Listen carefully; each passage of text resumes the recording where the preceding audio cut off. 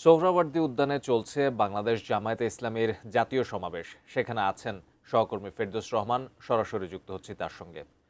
ফেরদৌস, আজকের কেন্দ্রীয় সমাবেশে সেখানে কেন্দ্রীয় নেতারা এসেছেন কিনা এবং আজকের এই সমাবেশ থেকে কর্মীদের উদ্দেশ্যে কি বার্তা আসতে পারে?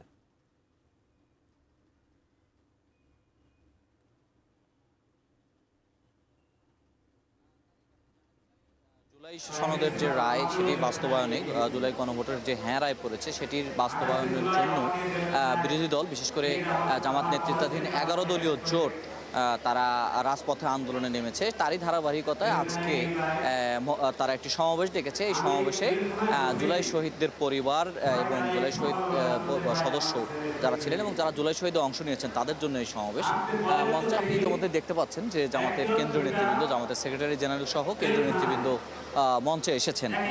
গতকালও জামাতের আমির ডক্টর শফিকুর রহমান এই বিষয়টি নিয়ে কথা বলেছেন। তাদের বক্তব্য হচ্ছে যে জুলাই আন্দোলন, জুলাই সনদ বাস্তবায়নে যে গণভোট হয়েছে সেই গণভোটের প্রায় 70% মানুষ হ্যাঁ ভোটের পক্ষে রায় দিয়েছে। এজন্য যে তারা চেয়েছিলেন যে প্রচলিত ব্যবস্থায় দেশ চলছে, সরকার চলছে, সেই ব্যবস্থায় একটা পরিবর্তন আনা এবং সংবিধানের পরিবর্তন আনা।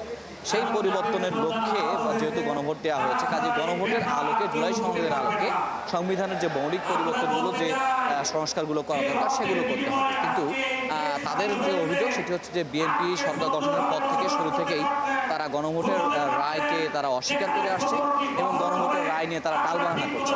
এখান থেকে বিরোধী দলগুলো তারা স্পষ্টভাবেই বক্তব্য দিচ্ছেন এরকম যে গণভোটের রায় অস্বীকার করার মানে এই জুলাই আন্দোলনকে অস্বীকার করা এবং সেটি জাতির সাথে এক প্রতারণা বলে তারা অভিযোগ করছেন এবং তারা অবিলম্বে এটির বাস্তবায়ন চান। এবং গতকাল জামাতের আমির যেটি বলেছেন যে তাদের এই যে আন্দোলন শুরু হয়েছে, যেটি ধারাবাহিকভাবে প্রথম এই ধাপে 28 তারিখ পর্যন্ত তারা দিয়েছেন। আজকে ঢাকায় এই সমাবেশের পরে বিভাগীয় সমাবেশ হবে, প্রতিটি বিভাগে বিভাগে সমাবেশ হবে, এরপর জেলায় জেলায় সমাবেশ হবে এবং গণমিছিল হবে। এভাবে ধারাবাহিকভাবে তারা 28 তারিখ পর্যন্ত, অর্থাৎ এই এপ্রিল মাসের 28 তারিখ পর্যন্ত তাদের বিভিন্ন কর্মসূচি চলবে। এরপরে তারা ঢাকায় মহাসমাবেশের প্রস্তুতি নেবেন এবং তারা বলছেন জুলাই সনদের রায় বাস্তবায়ন না হওয়া পর্যন্ত যে ধারাবাহিক আন্দোলন বিরোধী দলগুলো শুরু করেছে সেটি আসলে চলতে থাকবে। মঞ্চে এখনো পর্যন্ত জুলাই শহীদের পরিবাররা বক্তব্য দিয়েছেন, কেন্দ্রীয় কোনো নেতা এখনো বক্তব্য রাখেনি। এমনকি 11 দলীয় জোটের যে শীর্ষ নেতৃবৃন্দ আছেন তাদের কাউকেও এখনো পর্যন্ত বক্তব্য দিতে দেওয়া হয়নি।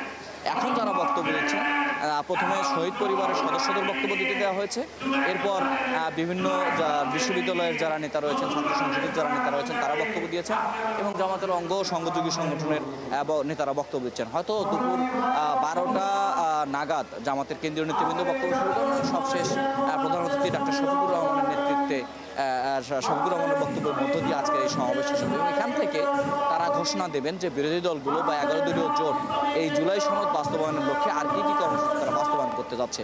তো আজকের এই সমাবেশটি খুবই গুরুত্বপূর্ণ। তারা বলছেন যে জুলাই শহীদ পরিবাররা তাদের সঙ্গে আছেন এবং তাদেরও বক্তব্য ঠিক একই রকম যে এই জুলাই সনদ বাস্তবায়ন নিয়ে গণভোটের গণরায় বাস্তবায়ন নিয়ে সরকারের যে টালবাহানা, সেখান থেকে সরকারকে সরে এসে যদি সরকার চালাতে হয় অবশ্যই গণরায়ের আলোকে সংস্কার এনে সেই আলোকে সরকার চালাতে হবে। তাছাড়া আবারও রাজপথে তারা সরকার পতনের আন্দোলন দিকে যাবেন এমনটা বলা হচ্ছে।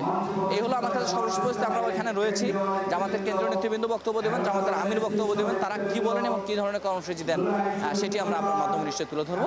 আমরা এই সমাবেশে আপাতত কেন্দ্রীয় নেতাদের বক্তব্যের জন্য অপেক্ষা করছি।